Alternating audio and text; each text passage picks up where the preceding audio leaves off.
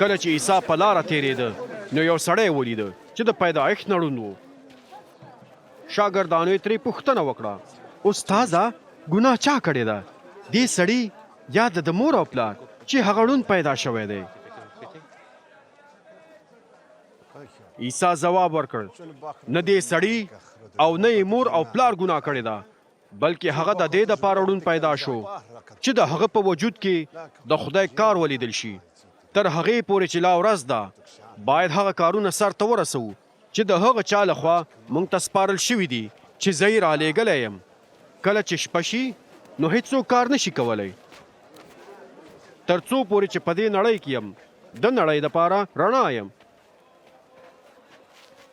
څنګه چې عیسی دا خبره وکړه نو په ځمکه باندې لاړې واچولې او په لاړې خټه جوړه کړه او هغه د هغه سړي په سترګو باندې ومږله.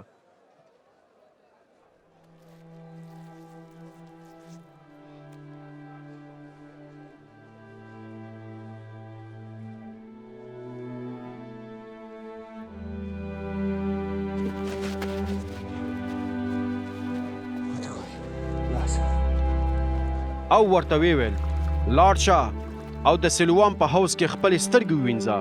د سلوام معنا ده لیږل شوی. نو هغه سړی لاړ، خپلې سترګې ووینځلې او بیرته چې راغی نو بینا و.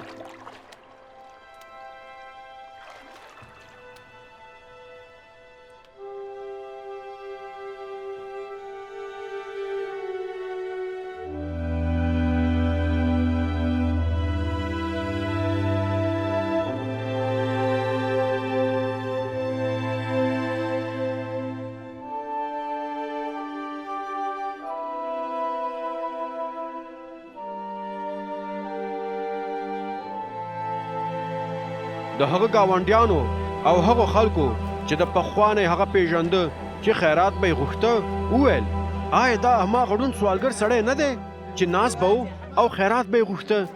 ځینو وویل: دا هماغه سړی دی. خو نور وویل: نه، دا د هغه په شان ښکاري. خو هغه خپله وویل: زه هماغه سړی یم. نو هغوی ترې پوښتنه وکړه: ستا سترګې څنګه بینا شوې؟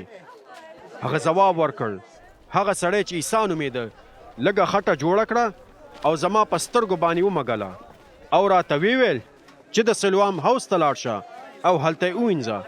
نو زه لاړم او خپلې سترګې مې ووینځلې او بینا شوم.